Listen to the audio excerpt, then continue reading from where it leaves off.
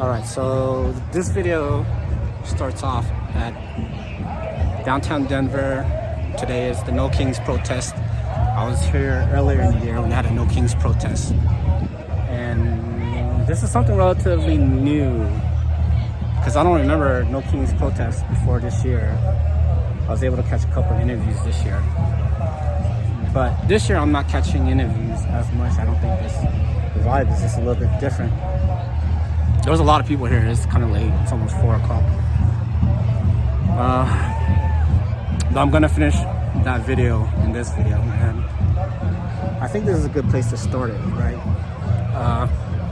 In my last video, going back to it, I kind of ended it because it was like I was running out of batteries and the weather was really shitty, right? I was like too distracted and stuff. But I do remember that I ended it when I was saying that I was talking about the Jews in Rome and how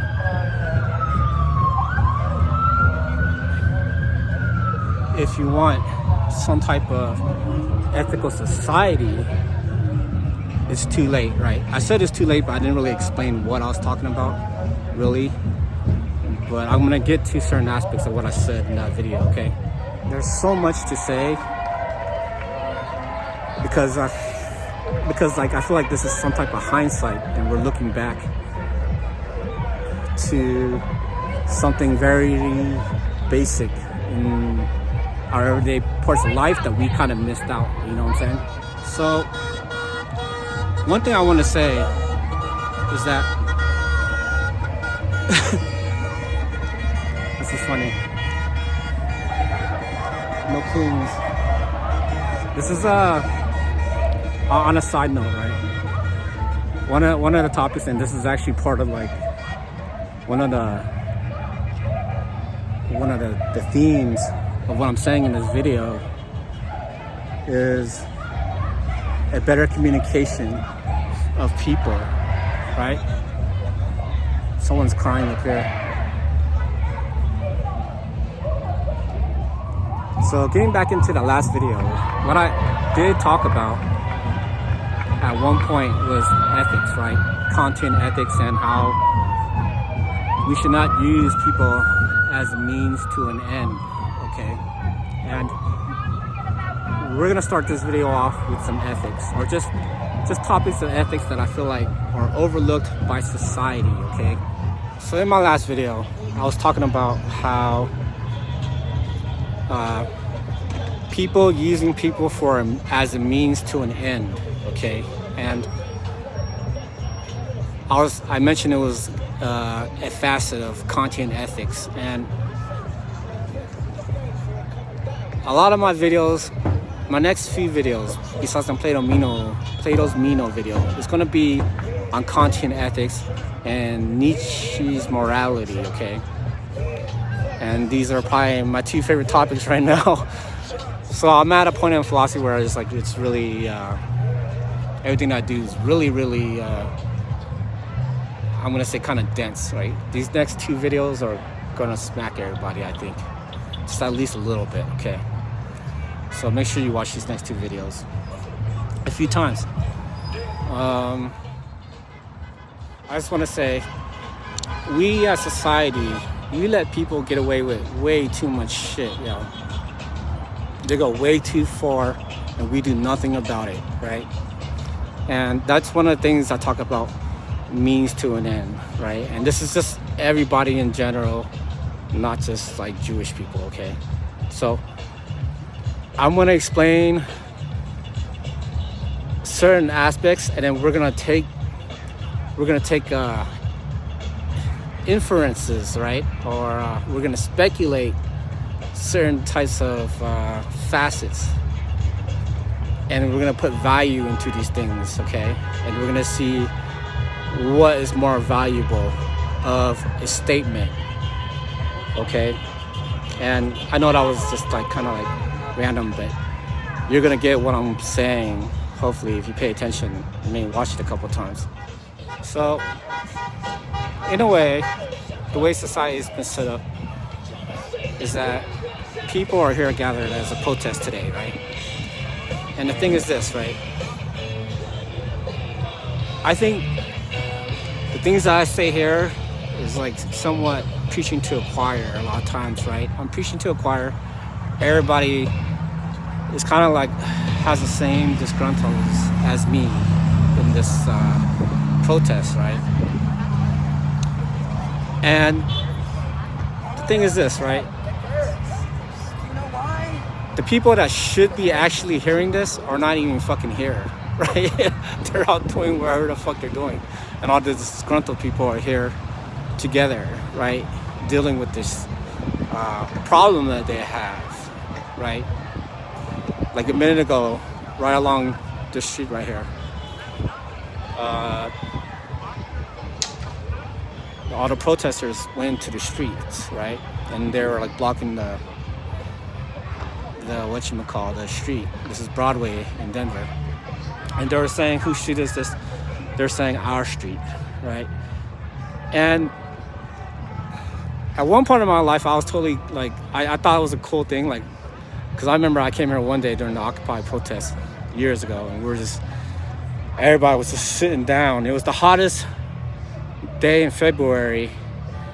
A February day, it was fucking 85 degrees in February, right? It broke a record, some type of record of heatness, and we were just sitting out there, like, along this road right here. And they were saying, whose street is this? They're saying our street, right? And we totally blocked the whole area, right? But then I had time to you know, like think about it, right? And realistically, like in a capitalistic mindset of what I was thinking afterwards, is that this really isn't our street, right? I posted a video today, earlier, and it had Bernie Sanders on it.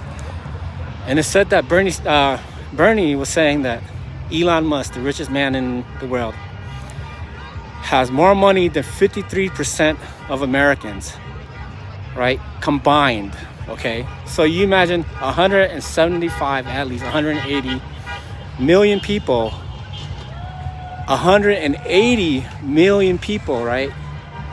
Combined money, Elon Musk has more than all of us, right?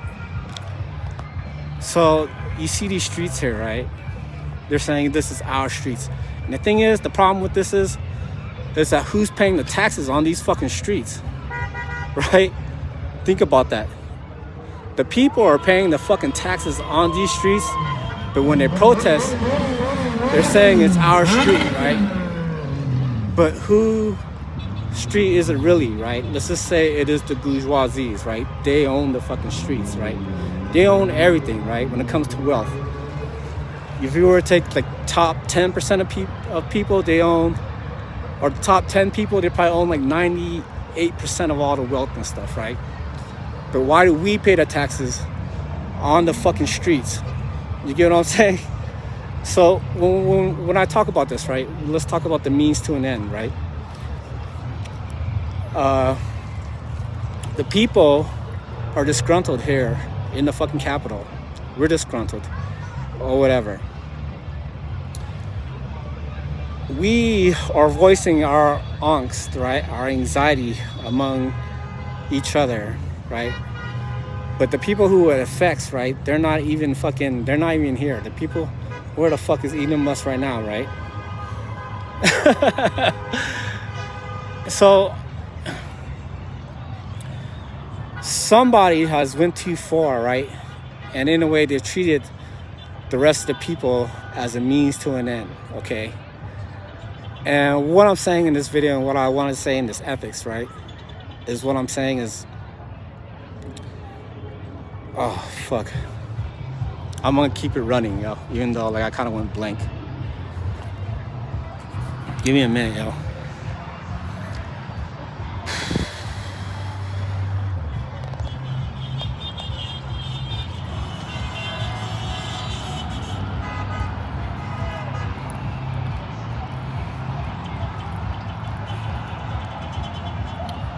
When it comes to being a means to an end, right?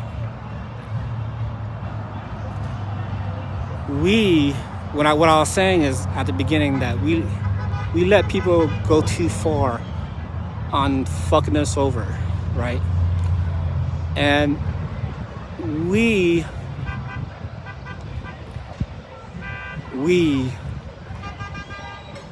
get together amongst ourselves, but the people that are responsible for our pains are not listening to us, okay? So I want to say that, but I'm gonna get back to this, okay? What I'm getting at is that in society and in ethics and in morals, at some beginning, right, we're gonna have to get into it, okay? We're gonna have to communicate with each other, right? And there's two, I don't want to say two ways, but there's one way where we get together and we treat each other, like we're all an end in ourselves, right? That's like the philosophical terminology, right? Where we treat each other as ends in themselves, right? And this end in itself, right? It's actually the very beginning and the end, okay? If you get what I'm saying. It's when you come together, you're going to communicate for a reason, okay? And this communication and this simple reason of what I'm saying is to treat each other as an end, okay? And I have to put that in different words so we understand it a little better, okay? We treat each other as an end, and that's kind of like the end of it, okay? And that's the only reason that we come together, right? Otherwise, if we don't treat each other that way, if you come together to communicate for a reason other than that, it's hard to not say that you're not treating this communication, this social activity as, you know, as an end in itself, but you're treating it as a means to an end, right? I'm gonna give you another example because understanding this topic is you want to be well-rounded, okay? Because, you know, in the current, you know, political environment, a lot of times people think that they're a right-wing genius or some shit like that, and it's like you find very few of those people that are right-wing, and like, so being right-wing, and if you're fucking right-wing and you're fucking miss the target, you're fucking very off. And only that, a lot of times the right-wing people are like really stubborn and shit, right? And I just want to be well-rounded in what I say, and this is one of those things, okay? So I'm here talking about rich people using poor people as a means to an end. Now let's flip the script real quick, okay? I have talked about, I don't know if I did it in my Aristotle video, I don't remember. But I was doing an Aristotle video and I was talking about virtue, right? And I was talking about the middle way. And here, I'm talking about like a middle class virtue, okay? The middle class virtue, it should be the gauge of the extremes, right? Fucking the middle class is gonna tell you that this person is way too rich. But at the same time, the middle class is gonna tell you that this person is way too fucking poor, right? And being poor is not a good thing in terms of what I'm about to say, okay?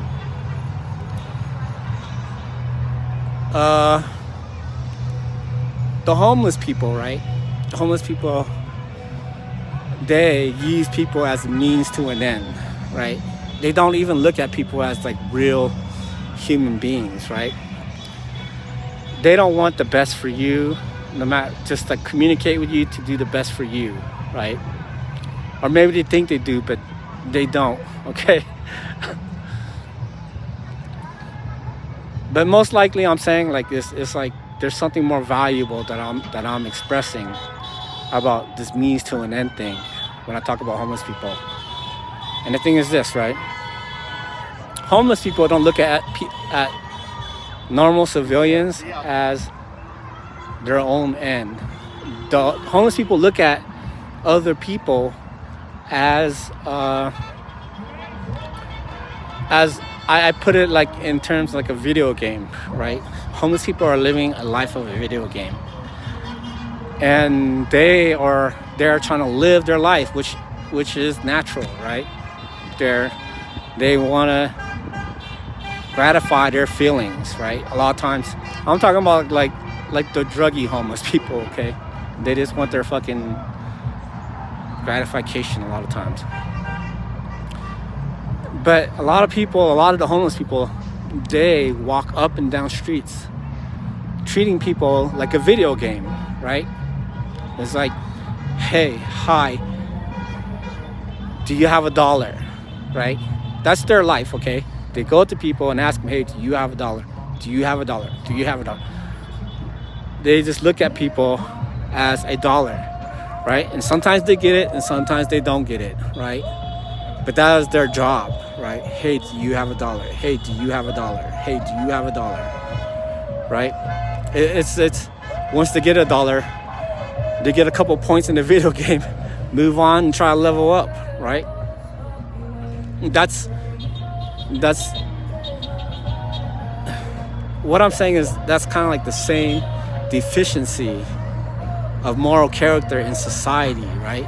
It has that same moral corruptness, right? And a lot of times, like, people say the extraordinarily rich people, right? The extraordinarily rich people, they should go to jail for being lazy, right? They're the lazy ones, right? When it comes to like earning wealth, right?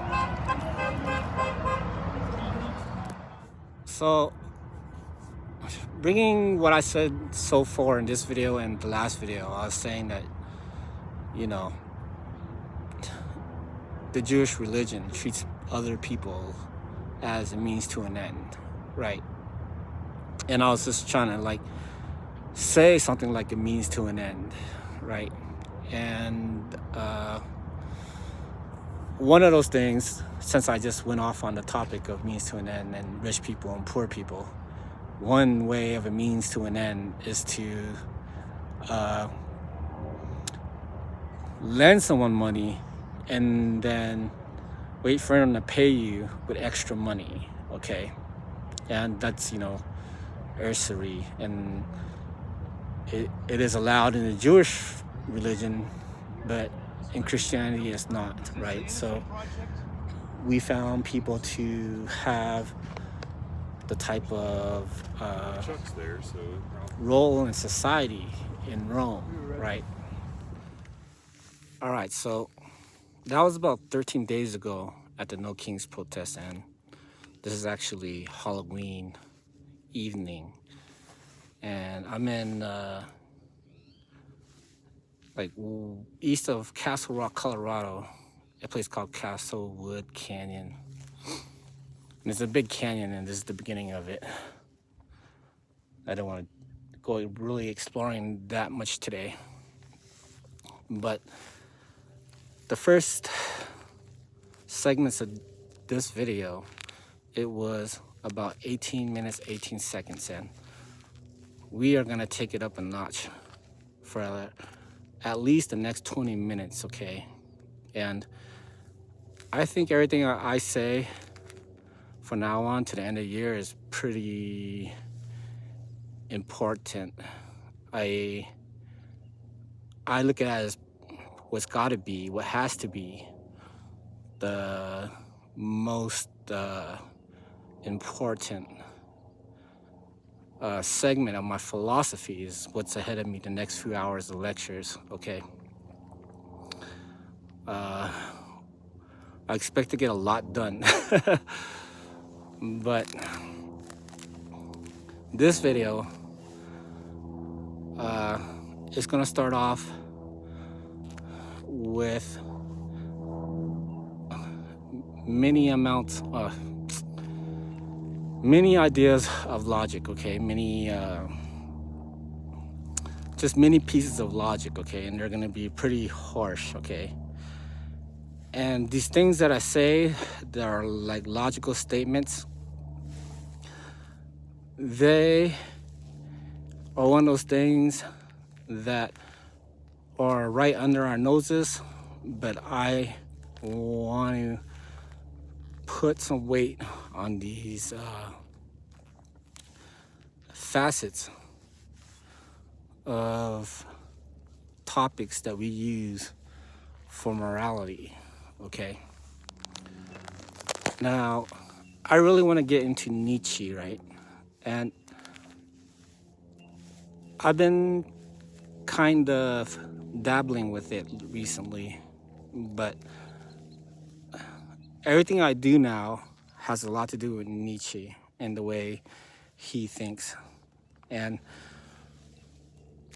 what I'm doing a lot of times when I'm talking about philosophy, right, is I want people to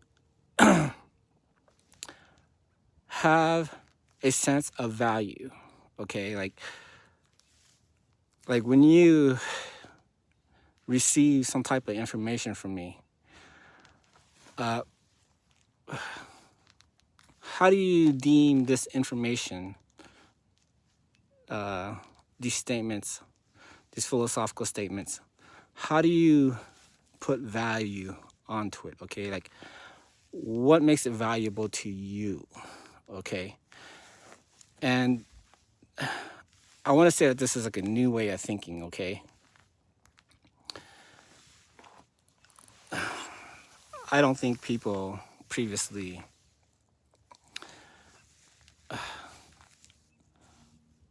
constantly searched for more value the way I am emphasizing the growth of value, okay? And I'm saying growth of value in a sense that if we take two different perspectives and we just let it run its course, right, through nature or whatever, we're gonna get one that has more value than the other, okay?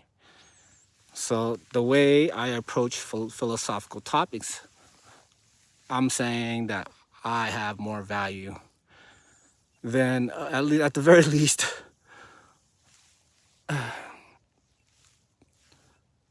a lot of philosophers today, or just I don't know, like the thinkers of philosophers today. I bring more value to the discussion. Okay, this is something that is going to be so fucking unique to everyone. It's not giving in lectures and academics. You're only going to get it from me. Okay.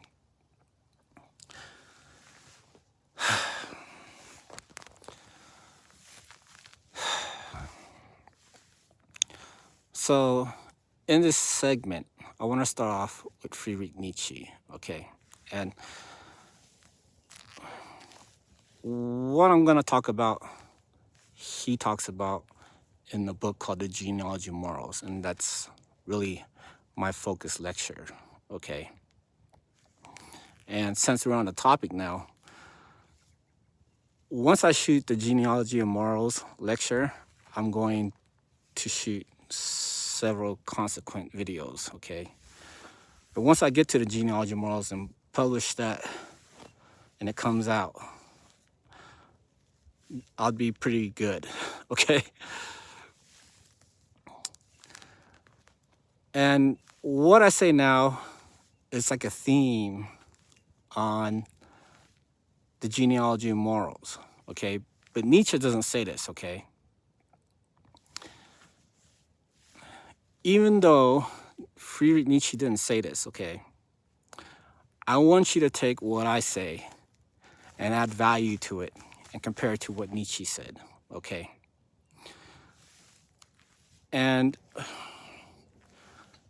one of Nietzsche's focus, right? And here I'm going to overturn some of my teachers, at least when it comes to Nietzsche, at least when this part of the lecture. I had more than one teacher that portrayed this idea to me, right? And I'm going to take this idea, right? Because this is what it says in the genealogy of morals, okay? But what I'm saying, right, is if we take it and apply this idea somewhere else, right? And this idea coming from the genealogy of morals was this idea to make a promise, right? So I wouldn't be surprised if you went to school for philosophy and somewhere there's not that many. I don't think there's that many Nietzsche seminars for the semester, but just somewhere a teacher would throw in a comment about Nietzsche's. What was I saying? Oh yeah, about Nietzsche saying that about humanity is that, or just, we can make a promise, okay? And that's like a real important statement, all right?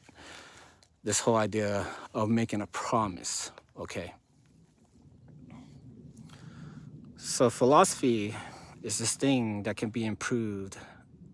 And Nietzsche is going to emphasize, right? He's going to put value into something, right, in his philosophy. And he's putting an emphasis on the material world, okay? He heavily emphasizes this, okay? And I would say that it's in contrast to the way people think today. Nietzsche is thinking inside of the world, okay? He's not really thinking in his mind, okay? And that's something new too, right? Now, getting to one of these harsh logics, okay? I just want you to go 100 with it and take it harsh. This is your philosophy, and it's mentally harsh, right? Nietzsche is saying that we can make a promise. What I'm saying is just take what I say and kind of put value onto it, right? And try to weigh it compared to what Nietzsche's saying. I'm saying we could break a promise, right? And one of the things that you could break a promise is like saying that you're no longer in debt to somebody, right? Even though you already promised this person you were in debt to him, right? It kind of just disappears, this whole servitude thing, right? And I am not condoning anyone break a promise, okay? I don't want no one to break a promise on me, right? I take it kind of seriously. But, you have the ability to break a promise, right? That's beyond making a promise. You have the ability to break a promise. But I want to start just bringing in all this other stuff that he didn't say, right? And put value onto it, okay? Besides, you could break a promise, right? What are the things that you could promise? And I think, right, this is one of these things that if Nietzsche and Immanuel Kant were one person, they would actually do great at what I'm about to say. Now, Kant is saying that we should not use people as a means to an end, okay? And one of the things I want to say with my ethical statements and stuff is that some people, when encountering this whole means to an end thing, or just sometimes in their ethical philosophy, they kind of understand this whole means to an end thing. And what they choose to be is being at its end, right? Living some type of free will, free life is the end, right? But I want to say that there's a difference between that and treating people, right? Being a means to an end, not being an end in itself. I'm sorry if I didn't say that right. End in itself, right? People try to be an end in itself morally, right? But it's not. It's different from treating people as ends on their own, right? Somehow you get to this end state, and all of a sudden you're just like this free, radical, uncontainable thing of greatness, right? Or goodness, okay? And I'm saying when you put Immanuel Kant and Nietzsche together,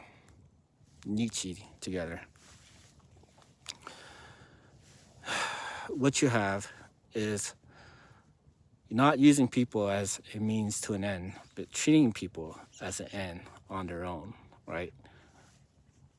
I would say Nietzsche, his setup here is kind of like an active setup, right? So you have Kant, and it's treating people as ends, right? The action of treating people is something else than being an ends, okay? Two different things. Nietzsche made a point to say that we can make a promise, right? But he didn't make a point to say that we could break a promise or we could choose what to promise, okay?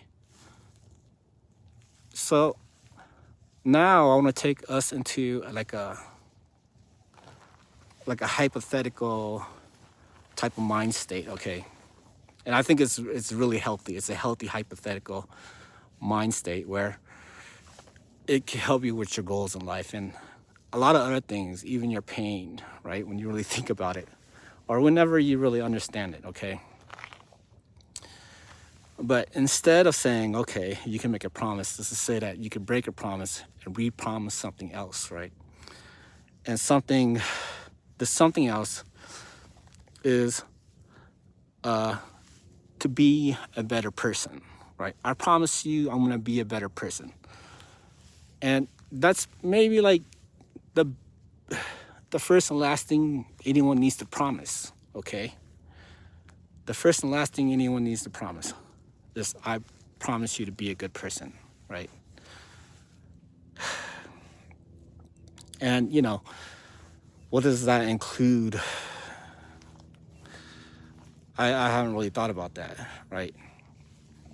But you can make a promise as something as important as making a better promise, right? There's better promises to make than making just a promise, okay? Something, you know, you could say basic or, you know, random or whatever type of promise Nietzsche was saying, right? I think he left out this whole things that he didn't say in terms of value. If you were to say, what else can we do besides make a promise, right?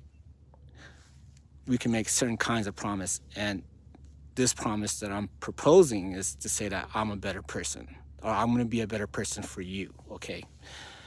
And what I want to say here, that's pretty harsh, but what I want to say here is that we, in the political world,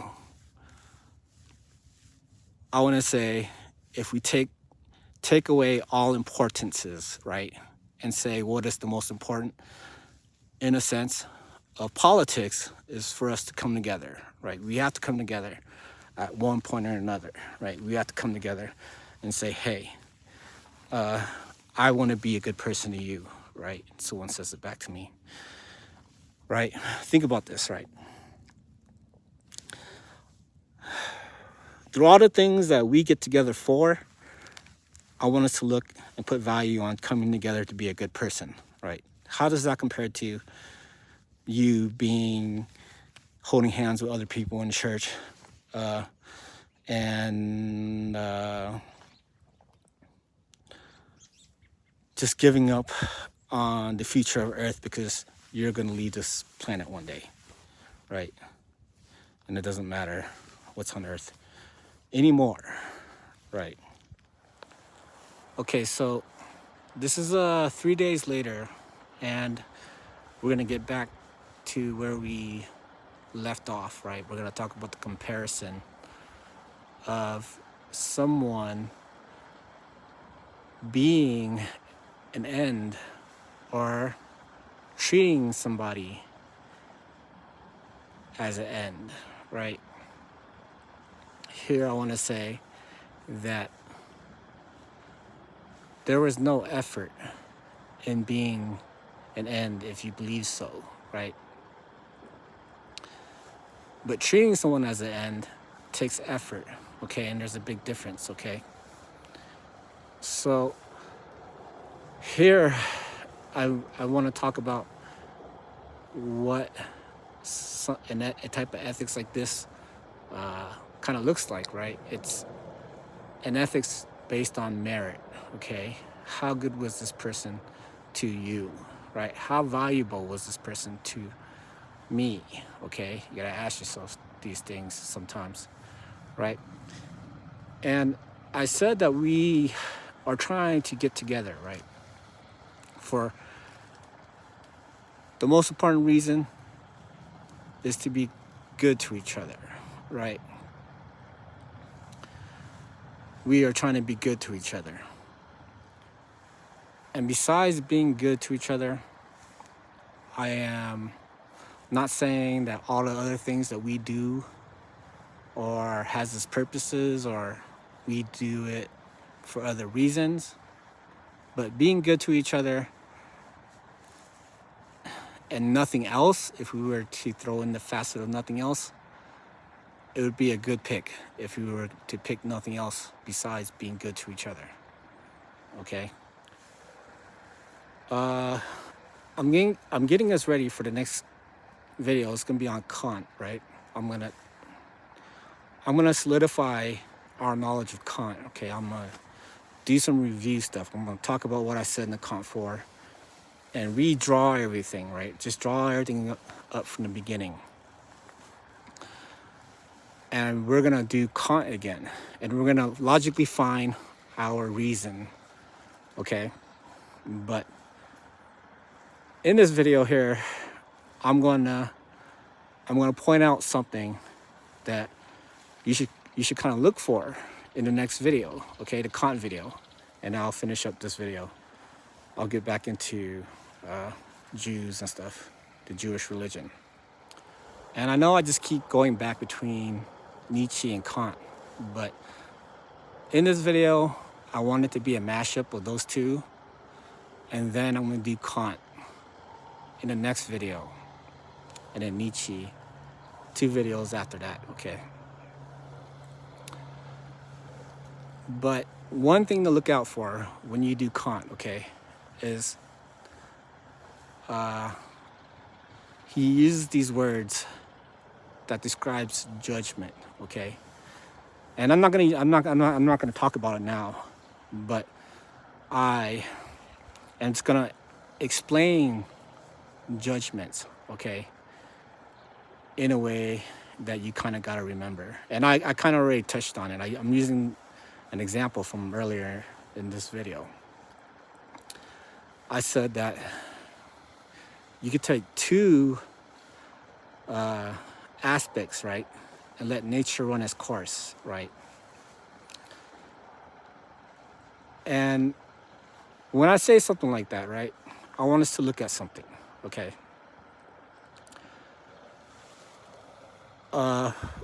What I'm saying here is generally when people think of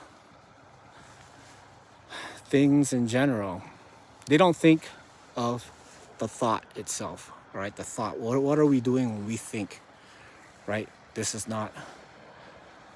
I'm going to talk about what are we thinking about, okay?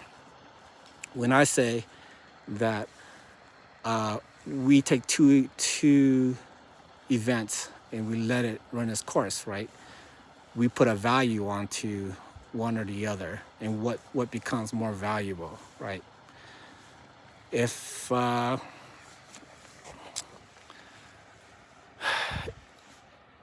you find someone that you like or something, or say if you're single, right, and you just kind of like picture yourself with that person, how life would be, right? And then you meet someone else and you imagine how your life would be with that person, right? So it's kind of like you're going through this whole thing about thinking about how things will play out, right? And there's two events and you let nature run it out, play its course, right? Kant explains what we're doing in this process, right? He calls this the synthesis, right? The synthesis, when we synthesize, right, what we're capable of understanding when we synthesize is two different events playing out, right? Two events played out, and they're both going to have two different values, right?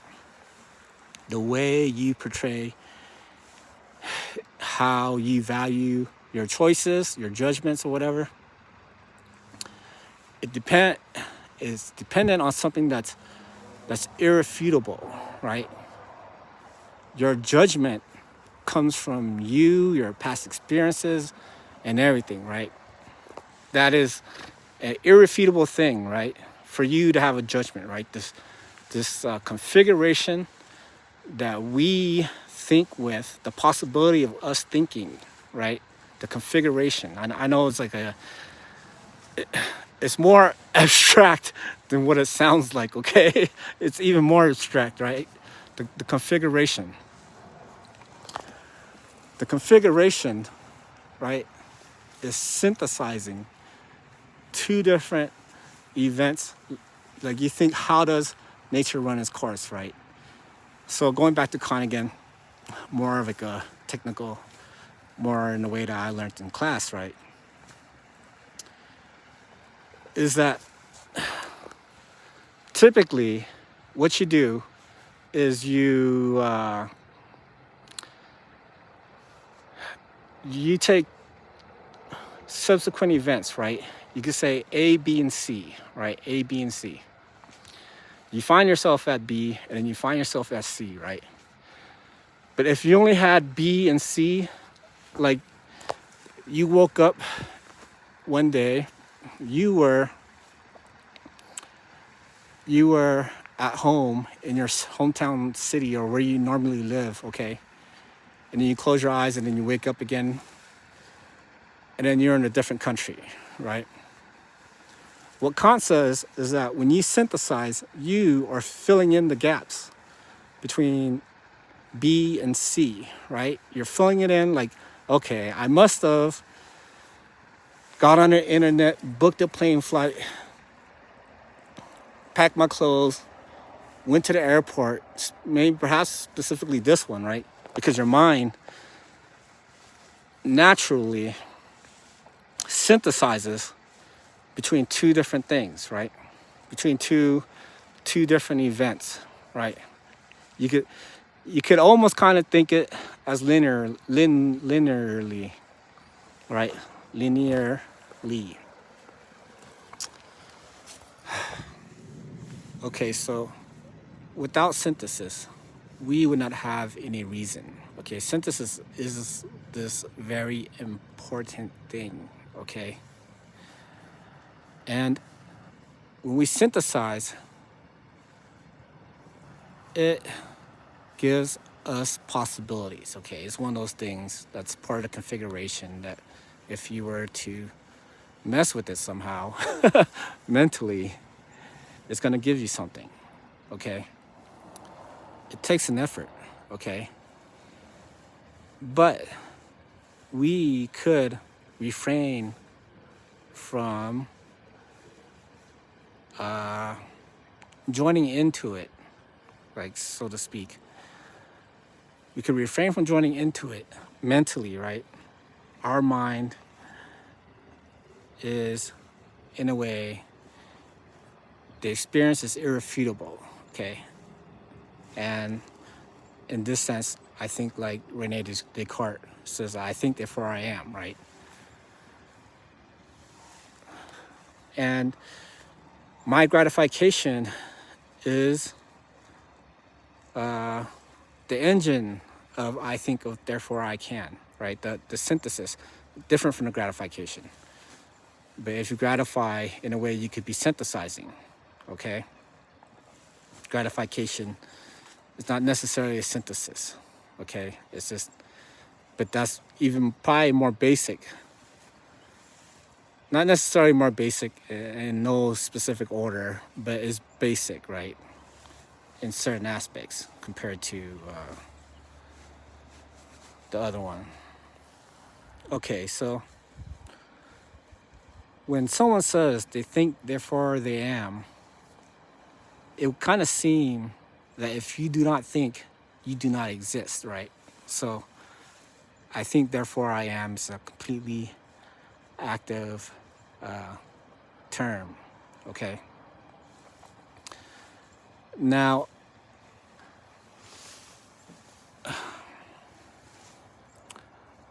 one of the things the way I interpret Kant, in a way, is that I start with this idea of gratification, or just actually gratification, right? Gratification is a big category, you could say, right? I could be gratifying, and I could throw everything that I do under the sun as an activity of gratification, right? One of those things, right? But when you look at gratification, right, and you look at all the things that it could possibly entail, you actually see the structure of the logical structure of the universe, right, through gratification. If anything, you do it through that, okay?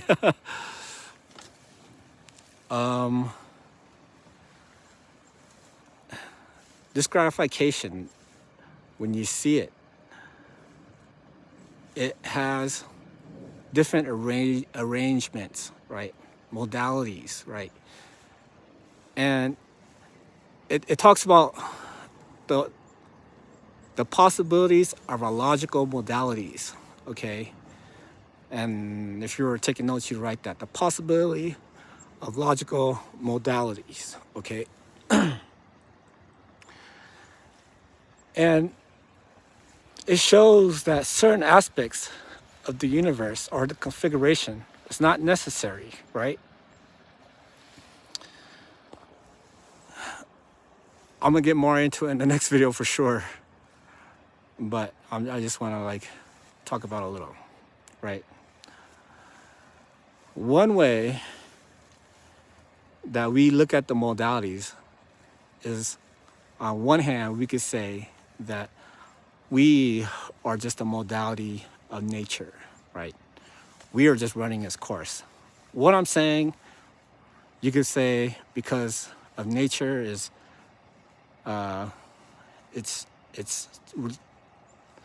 phenomenal science, and everything is predictable through science, right? So you fall into it, and you really did nothing your whole life, because you were just the atoms spinning around your whole life, right? That's just one modality. It's definitely not saying that this modality is wrong, okay? This modality is not wrong, or it's not right, okay? The other modality, okay, that stems, Kant takes two, I guess you could say, like two different directions with his philosophy here when we talk about after gratification or something, okay?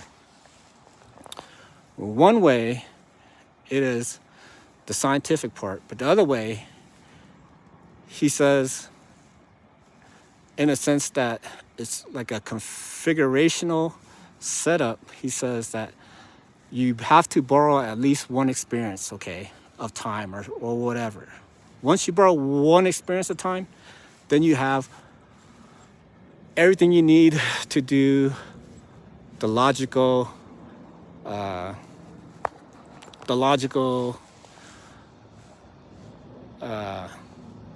use of statements that are moral, you could say, right? Moral as in the one that has the most value to us. Okay, I'm gonna regroup. That's it's right in a way. So just kind of like I'm gonna get back to it. Okay. Okay, so just get us more affixed with Immanuel Kant. I'm gonna just go through a little bit what I said in Kant 4. Okay. One of the reasons why I think Kant 4 is like one of the best videos ever, if not the best, is because I take this idea of gratification and I split it in two ends, right, in a way. And one end is that it goes through nature, and the other end, it goes into this whole objective, born from experience, logic, state of mindset, where it doesn't have to, right? It doesn't have to pertain to the phenomena, to the science, right? This is, when I'm dealing with these objective experiences, right? These are unchanging experiences of objective logic, right? And I'm just gaining access to it in a certain sense, okay? But the thing about the synthesis, right, the synthetic part of this whole discussion, is that it doesn't have to be, right? My logical side, where I split of my gratification, on one end, the logical side falls on end of the objective logical sense, right? And on the other sense is the natural scientific sense, right? One of them takes a reframement, right? In a sense, away. Right? The objective side takes a reframement. So Kant goes as far as this, okay? And this is like one of the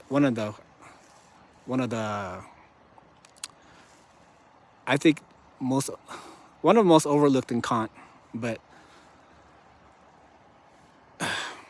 what's going on is Kant, right, with his logic, right? He's saying something that just seems like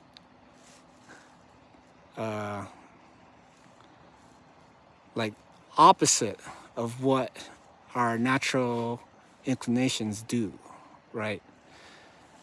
He's saying that the phenomenal world, right, the scientific letting nature run its course, in that sense is a gratification, right? The gratification is running its course, right? It's stuck in pure destiny or some shit like that, right? Predeterminism. Because it's science, right? Pure science, right? Yeah, that has some gratification. Gratification could follow along those lines, right? What Kant's a priori synthesis in structure, the configurative structure, in its sense, the reality is not necessarily the phenomenal physical part, right? He, in a way, prioritizes the mental objective reality, but at the same time using gratification too, as well. You see? But then this is a different sense, right? Perhaps it came through a refrainment, but it is, it's there, right? And and if anything, I could fall away from it, right? I could fall away from its eternity, right? And it has to do with my physical capabilities, okay? Okay, now we're getting into like straight Kant. Like this is just really cool shit, okay? When you're falling into your capabilities, right, and what you demonstrate is what Kant, I would say, called the a priori analytic, okay? The experience is irrefutable, and there's something analytic about it, okay? The way we are in the world, right, is irrefutable, right? The way I literally analyze things, okay, it's irrefutable. My past history, all of my moments of past history is right here in front of this camera right now, right? That is, and there's no way that I could hide my a priori analytic being, okay? In a sense that if we chose this as the mode of modality, okay, it's a different facet, right, of science or of gratification of science. It's a different facet of the logic of attuning to eternal logic in a way and working it on your own, right? Now, I'm saying that those are like different. I'm gonna wrap it up. I know. I'm gonna wrap it up. Okay. I'm talking about all these modalities: nature modality, logical modality. That's eternal, right? That shit doesn't change, right?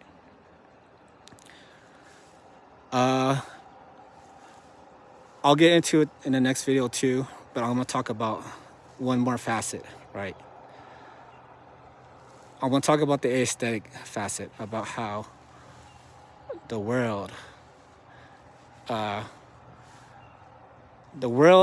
if you're in a sense of end, then you are being beautiful, right? That's just one way. But another possibility is that when you look at the world, you have to think to make it beautiful, right?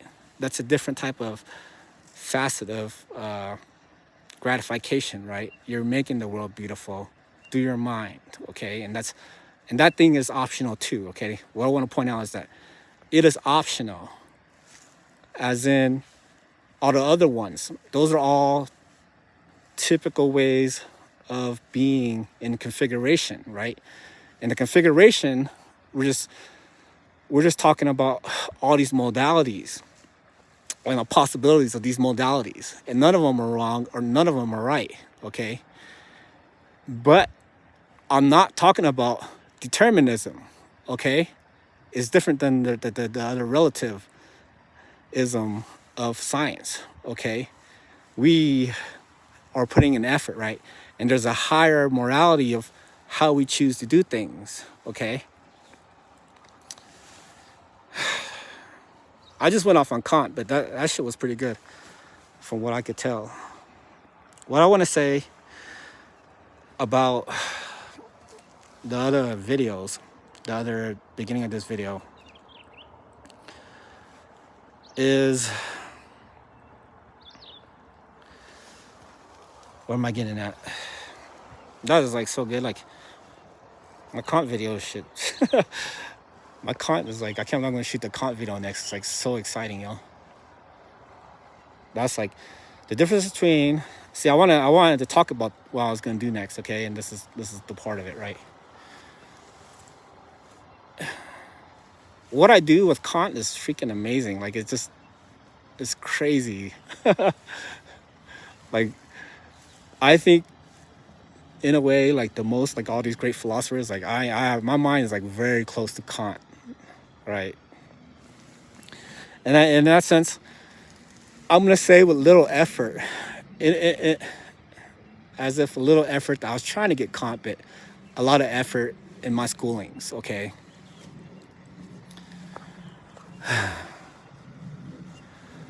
but Kant and Nietzsche, like my Kant is freaking ridiculous, yo. My Nietzsche's ridiculous. I hope you guys got all that. Okay, I'm gonna do a whole video on Kant next time. Okay, so with Kant, right? We had this whole objective side to philosophy, right? And means to an end. He's talking about, the eternal objective logic that is there when we have a gratification, okay? And when we synthesize, right? We have this objective side. And typically, in another modality, people look at things in terms of means to an end, right? That looks different from an objective end, as in terms of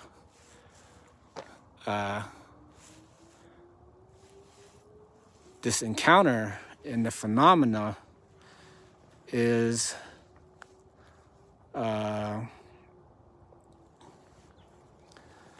not necessarily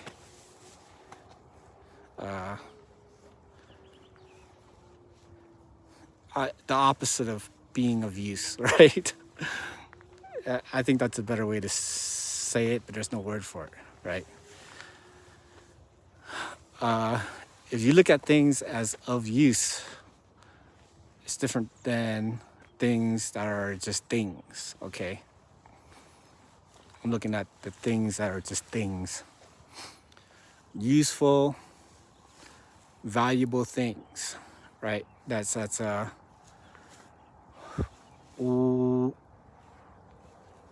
I am making an effort to be the most useful of a being and try to pull out all this value in this world, right? I had that mind state, right? And that mind state is different to what I was saying about going to church to hold hands with other people, right?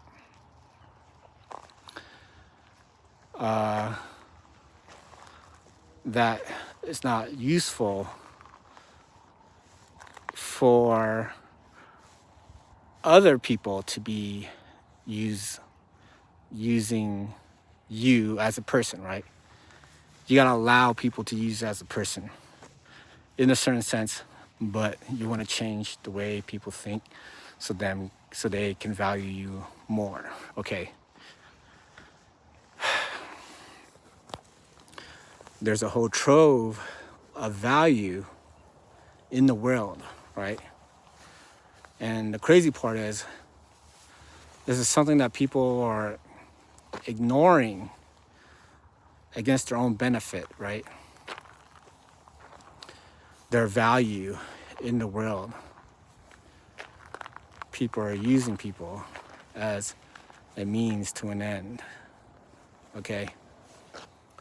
Philosophy is kind of like an art form in itself, right? I'm getting better at shooting videos, at least in terms of lecture-wise. Like, I know this one was probably my loosest one ever, one of them.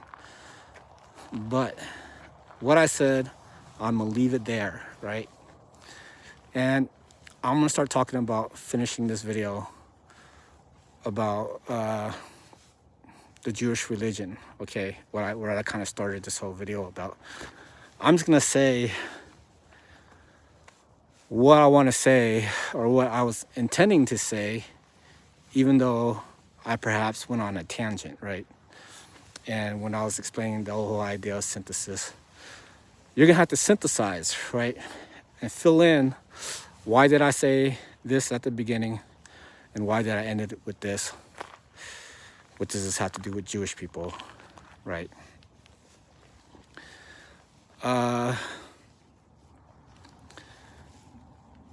Yeah, so this is gonna end, and then I'm gonna shoot the Kant video. I'm trying to do a Minos video and then the Nietzsche video. Y'all get ready for some good philosophy, okay? Okay, so in the last video, when I was at Rocky Mountain National Park, I was saying about the Jews in Rome, how at certain times Jews get exiled for, I guess you say being antisocial, because Rome, all you needed to be Roman was to, you know, be a Roman citizen, and, you know, they allowed anyone to join if they could assimilate, right?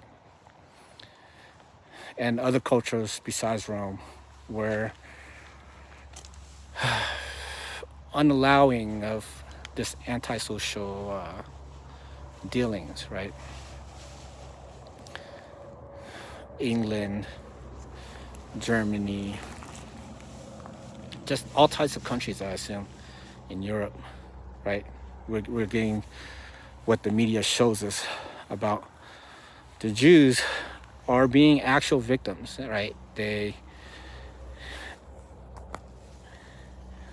in one aspect of things, right, in one facet of events, we got to consider, right, that you have no fault, you know, for being Jewish, and you grow up, you were taught the way you were taught, right? You let nature's run its course. You want to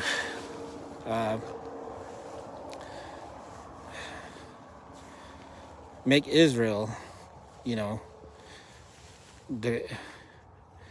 a country that was promised to you by God, right? Even if that came in later, from what I understand. But you have a certain sense of lifestyle, right? So you have a certain lifestyle, but what are your intentions, right? What are your intentions when you interact with other people, okay? Are you using people as a means to an end, okay? And this part right here is definitely not, you know, just only about Jewish people. This is about humanism in general, right? Your friends, your families, your enemies, of course. So I'm giving you guys, like, you know, pieces of logic here, and I'm gonna wrap everything up right now. I'm sorry. I know I gave you all a lot of information in this video, and it's actually real doable for you to possess, at least for some amount of time. But I am gonna talk about something just a little off, and you're gonna have to fill in what's in between. Okay, I want to say that. Synthesis. So not everybody, or fuck.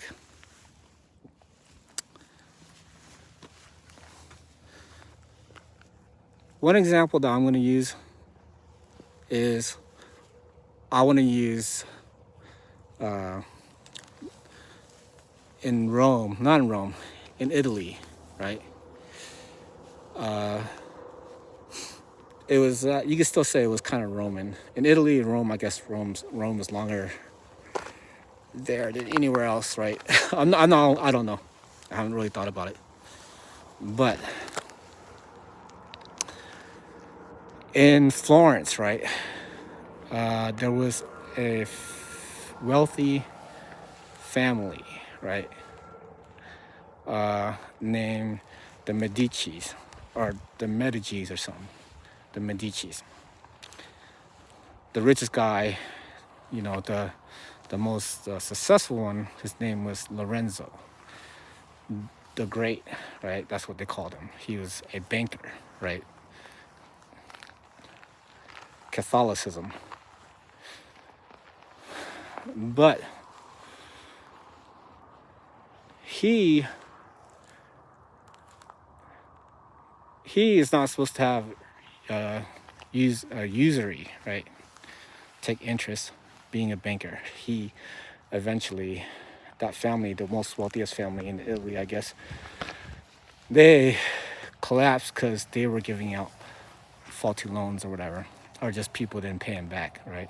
They became in debt so much that they lost out, right? Powerful bankers. That failed, all right? On the other hand, right, we're talking about Jewish bankers. Jewish bankers were doing this longer. It comes from a certain type of tradition, right? I'm gonna say that. I'm gonna start walking back. It comes from a certain type of tradition.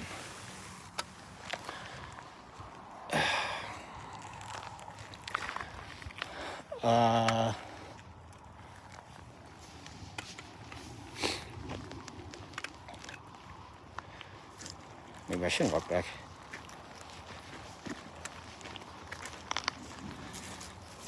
So, the tradition of banking comes from, it doesn't come from, or maybe it does, but Jewish bankers compared to other bankers, right? That's where I'm getting at. When Jews were getting exiled from places like Rome, they still had their rabbinic teachings among each other, right? They were spread out from exile everywhere around the world, right?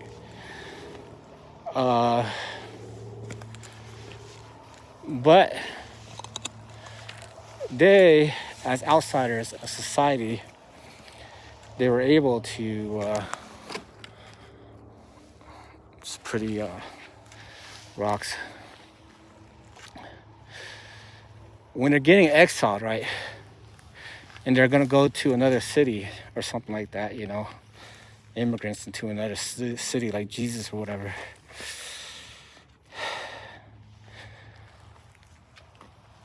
you don't want to get kicked out again, right? You don't want to have this resentment. You don't want to be constantly moving, right? You want to settle down somewhere, right? So just as nature runs its course, what goes on is Jewish people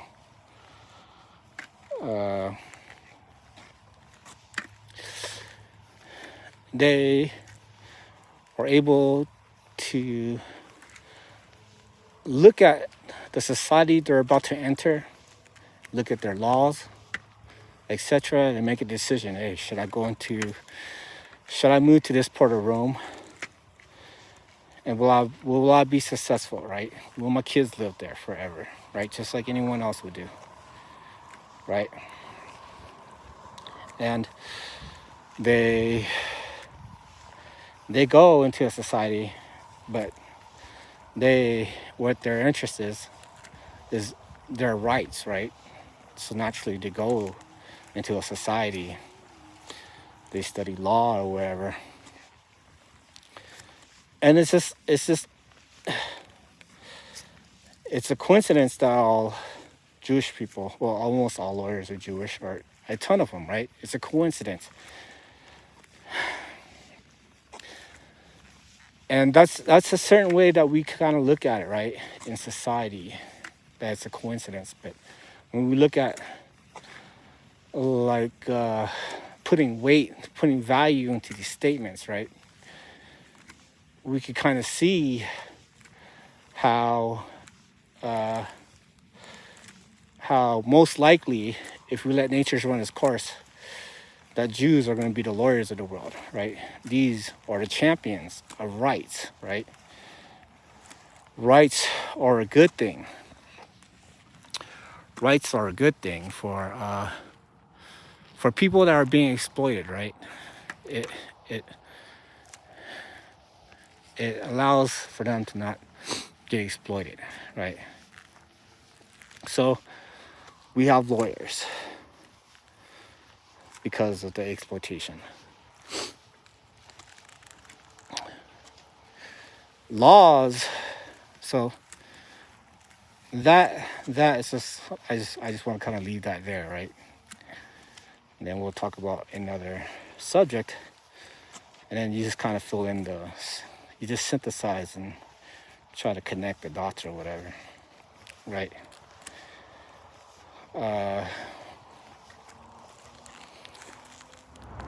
Okay, I'm gonna try to wrap up this video, and I'm already past an hour 15 minutes, which is one of my marks that I usually do. It's like my goal is to hit 115, but I'm just gonna go further, and I'm gonna wrap up everything I say, and I'm gonna kind of cheat a little bit, right? Because I kind of introduced something in this video about the synthesis, right? And with the synthesis, all you need is, just the right material, the right things to analyze, right? And then you could perform a certain logic, right? You have to have some type of experience, of something if you're gonna make a judgment on something, right? And that's kind of like the same in a way for the rules of logic, right? I'm not saying that the realm of creativity is not there with Kant, but we're just focusing on right now is certain types of logic, okay, or certain type of synthesis, where I started this video off with the Jews in Rome, right? And where I want to go in this video is I'm going to say a couple things, and then it should be sufficient, right? The material that I've given you, it should be sufficient for you to make your own logical understanding of those statements, okay? So at first, the Jews in Rome, right? They were oppressed, or neglected or shunned from society, right? So a lot of times they were exiled, right? And just as anybody would do, being in that position, right? Just as anybody would do in that type of religion, right? Nobody could really blame somebody for being born into a certain type of religion that they're used to, right? The world is a huge place, right? And if you pop up the possibility of you being alive somewhere among a certain group of people that practice a certain type of religion, you can't fault anybody, right? From what the world's past, the past of the world, the historical past, you could say, and the disposition that people come from, that will always be there, and it absolutely is always a factor in accordance to some type of position, right? I am not saying anything sinister about what's going on, besides, I don't know if they could have discussed it. I think they could have maybe discussed their religion better, people during Rome back in those days. But what I want to say is there's nothing sinister, at least for now, with what the Jews are doing, right? Jews are victims, at least in a certain sense, that they are not being granted certain type of resources, being exiled, right?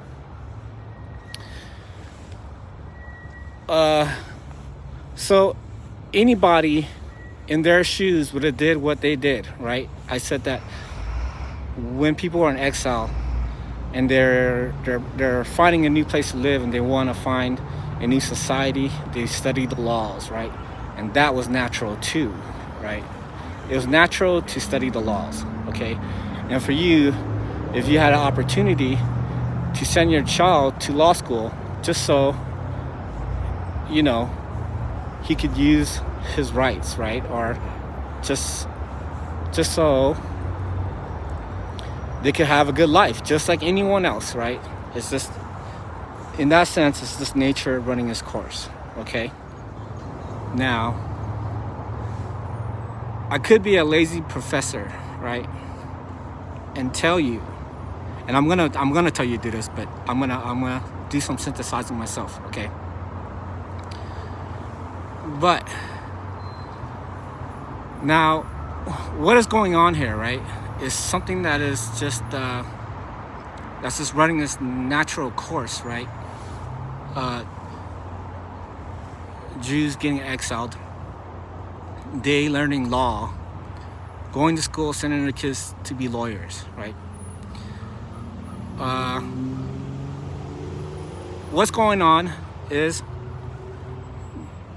they're creating a right? I'm saying, I did mention this earlier, but I'm going to say that the Jewish people are the champion of rights, okay? And it's because of what they've been through naturally, okay? They are champions of the law, okay?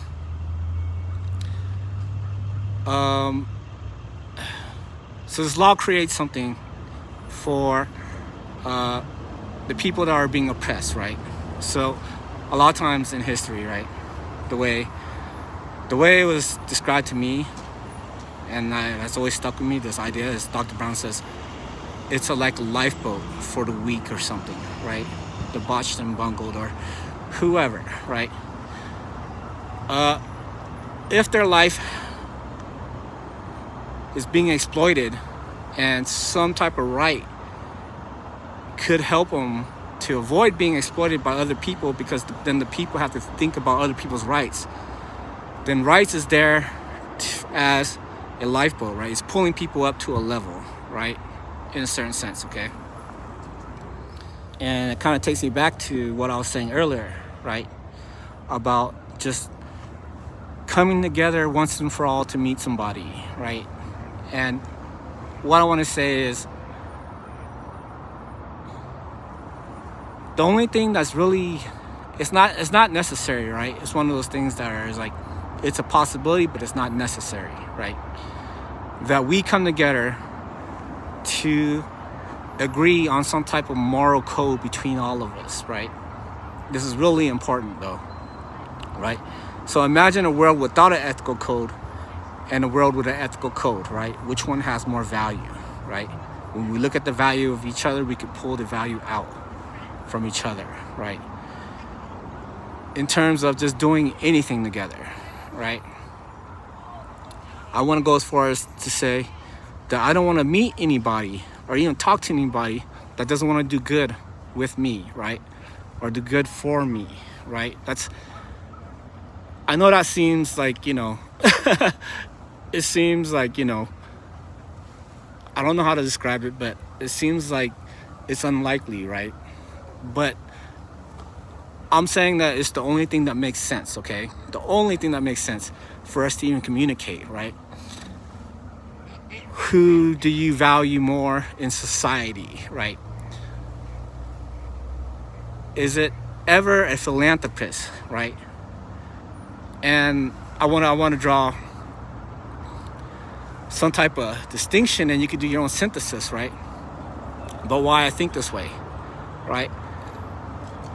What if we were to readjust sports, right, and make it a philanthropy, right? And the only thing that the whole world cared about, the only thing the world rooted about ever was philanthropy, right? That's the only thing we need in the world, in a certain sense. Like, who are the great people or the biggest philanthropists, okay? Just think about a world like that, okay? The world of philanthropy is the only people that will get praised, is the ones that do good for the people, right? Made life better, okay? That is getting together, you know, getting back to the ethics of means to an end, or an end in itself, okay? All right, that's gonna get us to one of my statements that I wrote. I actually wrote notes this time. This is all I got right here. Just for this 20 minutes, the last 20, 30 minutes, this section right here. Because the last video was so lofty. I'm trying to ground myself. And what I want to point out, what I write is a right not to be ethical, right? A right not to be ethical. And I'm going to talk about that, obviously. We're using our sports, let's use our sports fucking example, right? What do they do, right? They are concerned usually with some type of rock or ball or some type of object and some type of goal, right? A physical goal of moving something somewhere with some type of precision or something. Or sometimes this is like brute force or whatever. People, I would say that what I was saying is what ethical is coming together and doing good for each other, and everything else is unethical, okay? So they have a right to not participate in what they should be participating in, okay? You're supposed to be ethical, right? If you want to socialize in any type of fashion, in any sort of way, right? You should be socializing to be ethical, right? Instead, they're actually distracting us, right? They have a right. Not only that, they have a right not to, right? People have a right not to be ethical, right? Even if they say it doesn't bother people or whatever, they have a right to not be ethical. Okay, so we leave that alone, okay? People have a right not to be ethical. Now,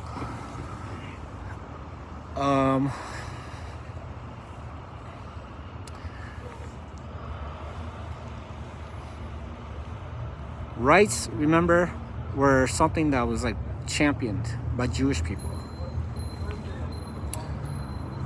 But rights in a certain way have become law, right? There's a punishment if you break someone's rights or something, right? But what's going on is this law, right? We could look at it in the modality of law as laws or rights, but let's look at it as laws, right? Laws, at the beginning of this, right?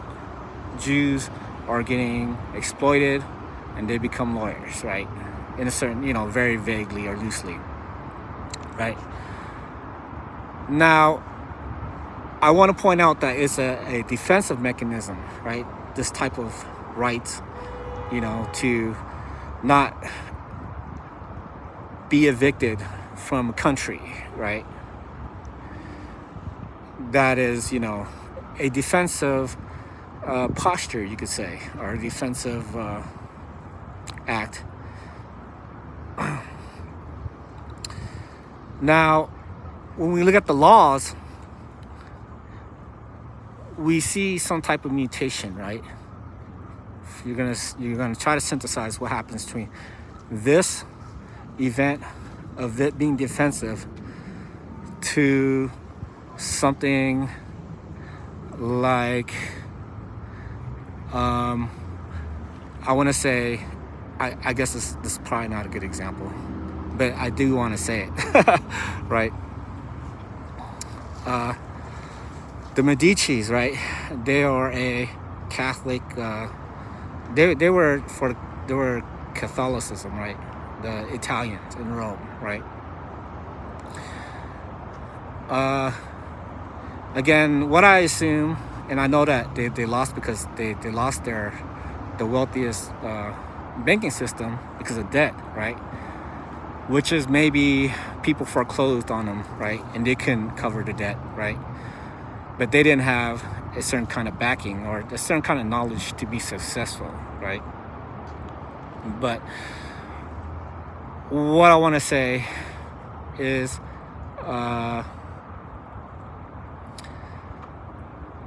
oh fuck, dude.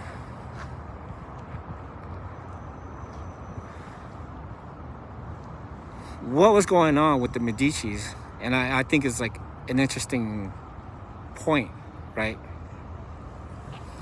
Is that they must have bribed the Catholic Church for them to be in such good favor, right? And I wanted to point out that the Catholic Church must have took bribes, right? And said that it was okay for them to be a banker, right? As opposed to a typical normal Christian Catholic church, right? They're not going to take bribes from bankers. Here, I'm pointing out a corruption within the church, right? Corruption itself is unethical, I guess you could say, in what we kind of want to do in a philosophy of treating people as ends, right? Kant is very important because what he did, he knew he was doing was right? Like, before you could have an ethical discussion, you have to know that what you want in ethics, you want to know that what you think is right? And what you are going to do is right? This bribery of the Catholic Church from the Medicis is not necessarily, it wasn't thought out. It just exposes the corruption of this idea that they have a right not to be ethical, right? Something gave the Medicis a right not to be ethical, right? Now, I just drew out my own way, right, to say that God is dead when quoting Nietzsche, okay? Martin Luther came back from Rome because he was studying to be a priest, right? Everybody was Catholic before Martin Luther, pretty much. So he goes to Rome and he wants to be a Catholic priest, right? But he comes back home to a spot and says, God is dead, right? And Nietzsche quotes him in one way that's saying God is dead. So Nietzsche says God is dead more than one time, okay? But it just points out the type of corruption in Rome, right? With the Catholic priests in the Vatican, okay? And Nietzsche uses Martin Luther as a mouthpiece to say that God is dead in one of the times of his writings. All right, I'm really going to wrap this up, okay? So I threw in a few things in between the beginning where Jews are in Rome until now, right? And what I want to say now is that how does the champion of rights, right? The people who were so desperately wanting to have rights for their people and got it, become a certain type of, or become a race of people, right? This is something that Nietzsche kind of says, right? There's a race of people. He talked about Israel as a race of people before Israel the state, right? He died in 1900, and he talks about Israel using the word of Israel, right? But it becomes something where the people with the laws are able to have Congress straight give them billions and billions and billions of dollars, right? And you think that where they came from, why they're so powerful at rights, is because they were exploited, right? So this whole shift between the defense, right, and some type of offense, right, in the laws, we've been kind of neglecting a moral aspect of our lives, right? And this, and I know it's, and I say that like that, but this is something more serious, right? I hope that, you know, I make people more sensitive to their feelings, right? So they can kind of hear what their body is saying, right? Whoa.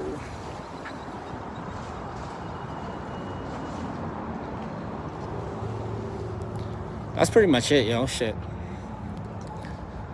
I'm gonna fucking kill it in the next video. Like, I killed it this one. Like, this was an amazing video. I didn't think I was gonna shoot anything close to this. But I pretty much marked it, yo. But it's kind of like, what I'm doing is an applied Kantian type of philosophy, right? And it'd be cool if you were to watch the next video and just get Kant really, and then you see, like, this is what a Kantian thinks. This is the way I talk in this video in a certain sense, okay? But yeah. Oh, yeah, okay. I'm gonna finish, okay? Now, what I want to say, right? It's something about how we approach religion, okay? And just how we cannot, what I want to say is that we cannot have an ethical discussion no more. It's too late, because everybody has a right not to be ethical, right? Everybody has their own religion, shit like that, right? It's the Roman type of liberalizing of diversity, right? I mean, I don't even think, like, I can't even say that it's a bad thing, but it'd be better if we came together for ethics, right? I know for sure. I'd when it comes to value, I'd value what I'm saying. When it comes to diversity, right? It's a fucking no-brainer, okay? But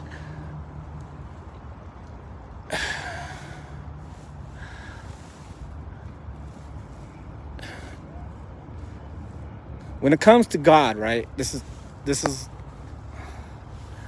you have a lot of synthesizing to get to this, but it's like, this is what I really wanted to say, okay? Since I cut off when I was in the car in that video from Dream Lake, this is what I wanted to say in my head. Like, all this leads up to this part, right? I'm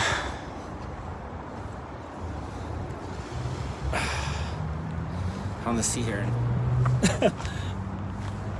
Some homeless. I took it from some homeless or something. I don't know. It was like, it's right there. It's a nice sea. I want to take this shit home. This shit's like totally fucking worth it, yo. I don't know if anyone's gonna come back and get it.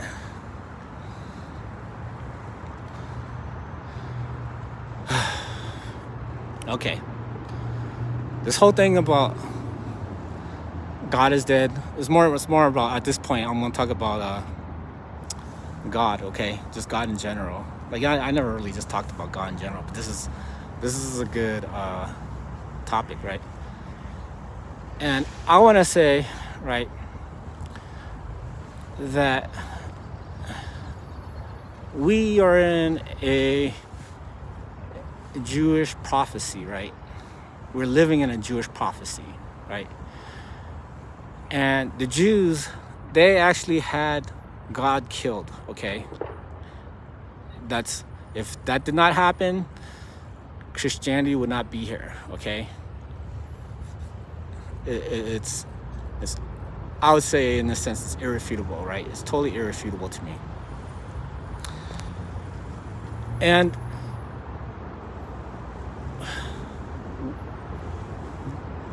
as the Jewish religion, was developing, right? They were looking there, and you could say they still are looking, right, for a prophet of their religion, right? And they had their chance, and they fucking, you could say, I'm not gonna say they blew it, right? I'm actually with the Jews on this one, okay? They didn't blow it, but they lost their chance for a God, okay? Maybe they had some type of angst against somebody saying that they were a God, because maybe it wouldn't be good for the world, all right? Or it wouldn't be good for them, right? But when Jesus came in, right? He comes in, he sees this Jewish prophecy, and he tries to be the fucking person, right? He tries to be the king of the Jews or whatever, right?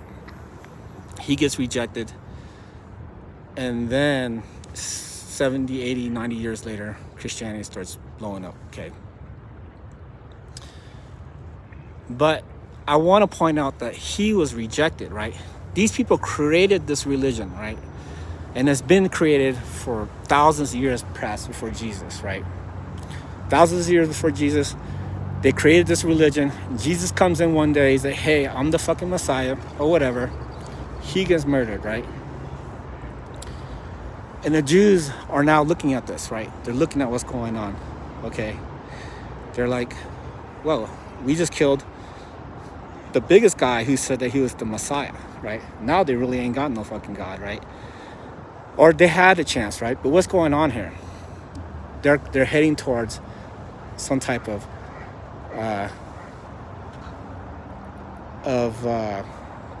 I guess science state or some shit, right? And the example that I used in my head, okay, what would happen today, right? You got to speculate, right? You speculate something, like you're introduced to some idea, and then you synthesize it, right? Now I forgot what I was going to synthesize. Okay, the coming of the Messiah, right? Imagine taking 2 slices of time, right? And you put value on to something, okay? Put value on both slices, and you weigh both of them, okay? And then you choose one. Now,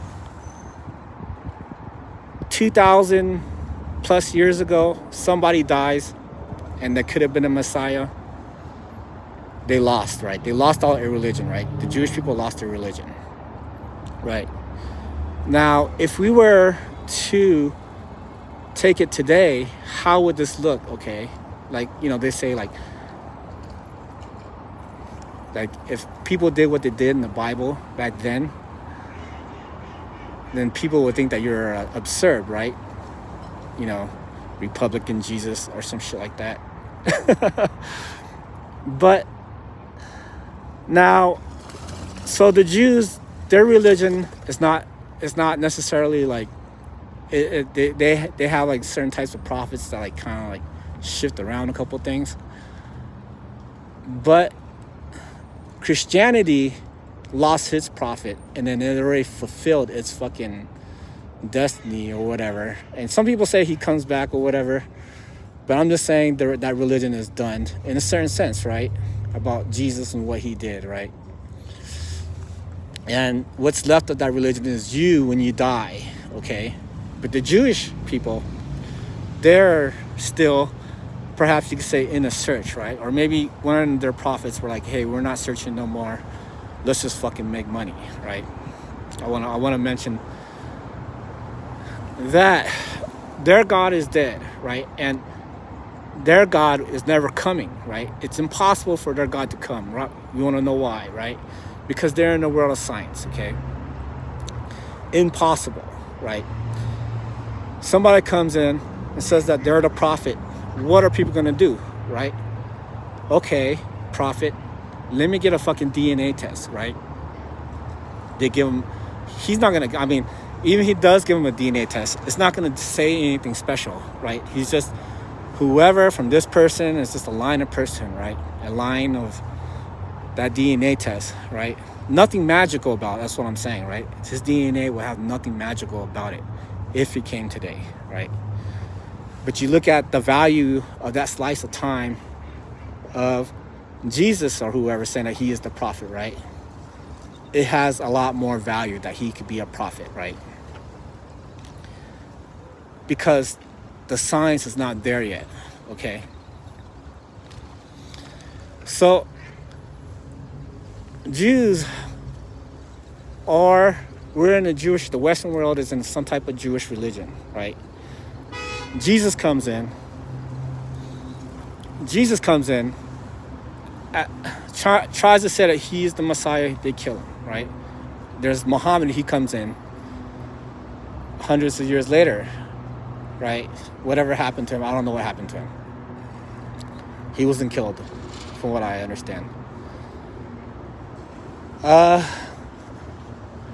the Jews aren't taking any of this, right? They're not taking any of this like seriously, because their religion is in a way, it's like in this forever state of I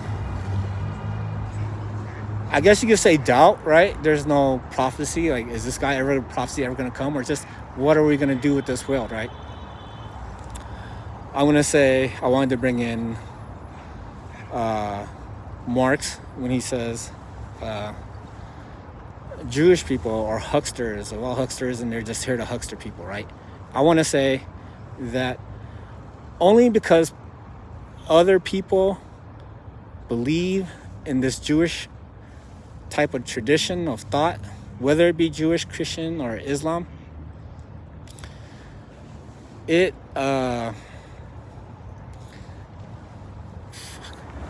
implying that you are the right Jew, right, in the world. Like you are being the right Jew, right? Whether you're a Muslim, Christian, or Jewish, right?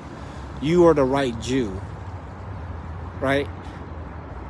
But the Christians and Muslims, they're trying to be the right Jews to the Jews, right? It's like it's a head game where they're the special ones, right? Or they're trying to out-special each other, right? And not only that, they have a right to not talk about it, right? Or to not even like socialize, or not even to do anything about it, right?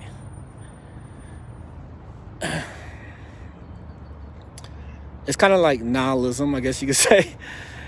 But I think that's enough, right? I'm totally going to get into more of this stuff like in the next video. The next video is going to go ham. It's like, I don't know. But I could have just said so much on this video, but I'm saving some for next video, okay? Make sure you watch the next video too. All these videos are going to be fucking sick, okay? Talk to y'all later. Alright, just kidding. I'm going to say a couple more things, okay? I do want to say that people are enabling people, right? You're enabling Jews to use you as a means to an end, right? And it doesn't have to be that way, right? The Jews could tell you that their religion is bullshit, right? Now check this out, right? If the Jews tell you that their religion is bullshit, are you going to believe it? What are you going to think? You're going to think that Jesus was right all along? Right? And you have to bail out the banks and stuff like that, right? You have to fund a genocide on the Gazans, right?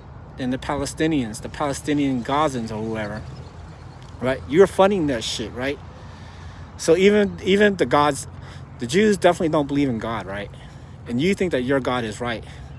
But then how is it that your God got you to fund the fucking Palestinian genocide, right? How did you fucking bail out all the fucking banks, right? Think about that shit, yo. That's what I wanted to say. I didn't want to leave that out, and I almost did. All right. Talk to you later.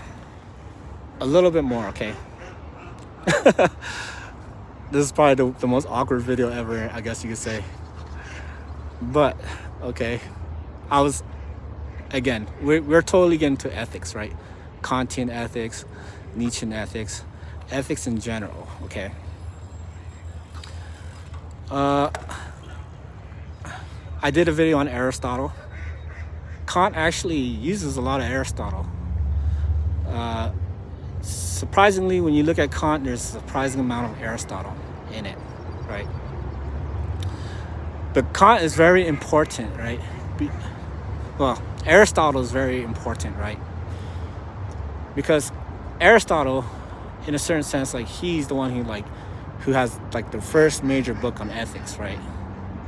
And what I talk about in Aristotle's ethics is you got to remember, right? You got to remember that he abstains from his physical pleasures, right? For him to become this ethical, to be in this ethical position, right?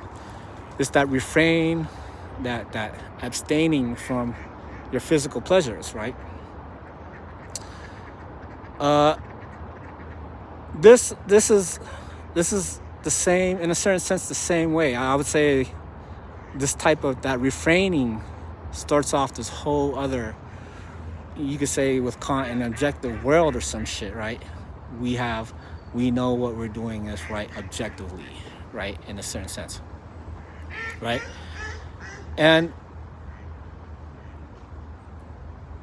I want to say Sigmund Freud, right? Sigmund Freud was a Jew.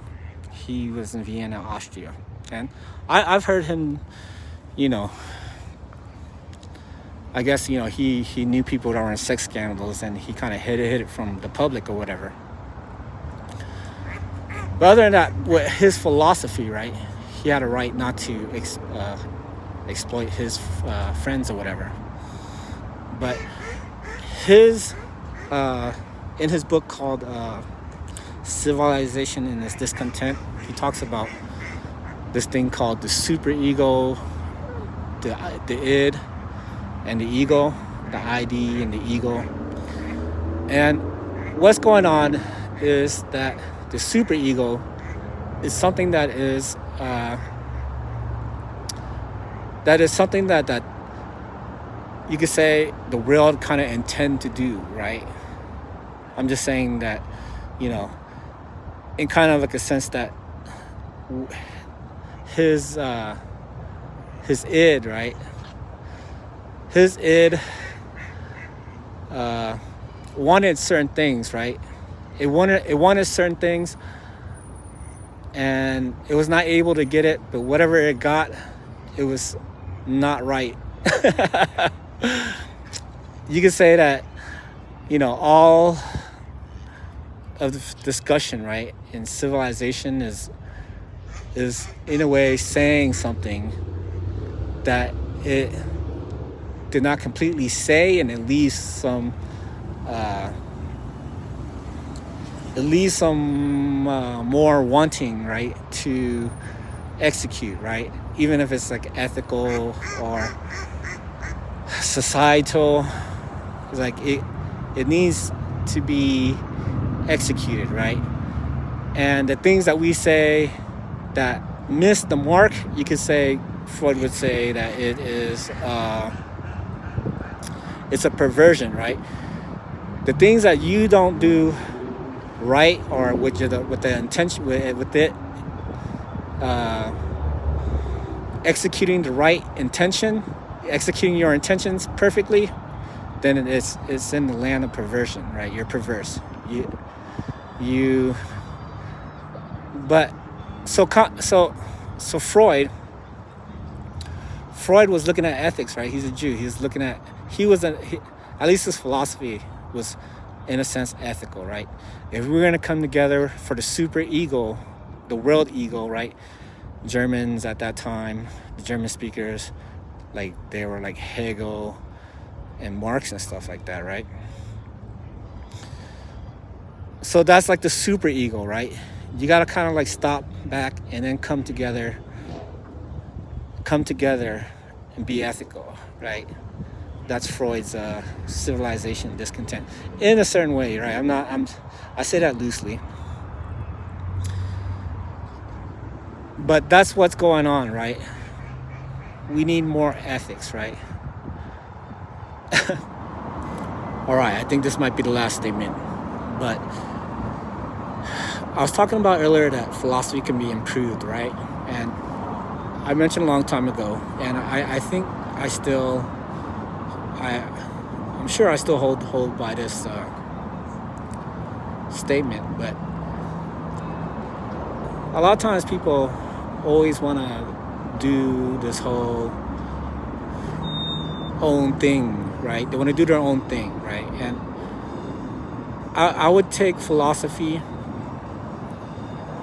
and compare doing philosophy as your own thing or doing philosophy as picking up where someone else left off, right? And the whole philosophy is, people want to think outside the box, right? But I'm the type of philosopher that tries to emphasize on thinking inside the box very well, right? Better than anyone else, rather than thinking outside the box, okay? And when I do such a loose philosophy video like this, a lot of times, I just went on and on, but I throw in things that I don't know if I'll get a chance to say some other time, right? And two things I do want to say on top of this to improve what I've been saying, right, is another two ethics, right? I'm going to describe it in a short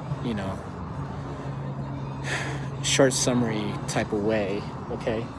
And one of them was a French philosopher / sociologist named Auguste Comte, right? He's the father of sociology. What Auguste Comte says is that we are in this thing called great being humanity, right? Great being humanity, right? Humanity is this great being.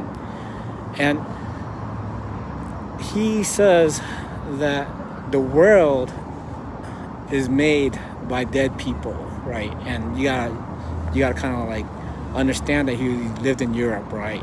He lived in the 1800s, I believe.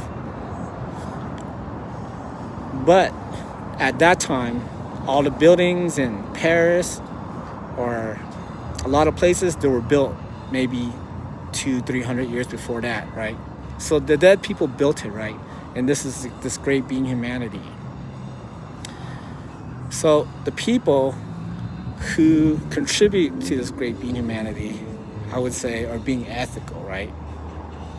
And there's things that are done that have to be redone, right? And it takes an effort, and it kind of like, it hinders our progress, right? You build a shitty house, maybe someone's gonna have to demolish it one day, right? But if you build a great house, we have 200-300 years with it, right? So it stays, right? Great being humanity. I wanted to point out the idea that the things that are not fit for humanity get ejected like manure, right? That's what Dr. Brown says. I think that's what, I'll take her word for it, that's what Auguste Comte says, right? The things that are not done ethically are ejected like manure out of society, okay? Auguste Comte. And I learned that in the ethics class, in her ethics class, about 4 times. And the last time being 2010, right?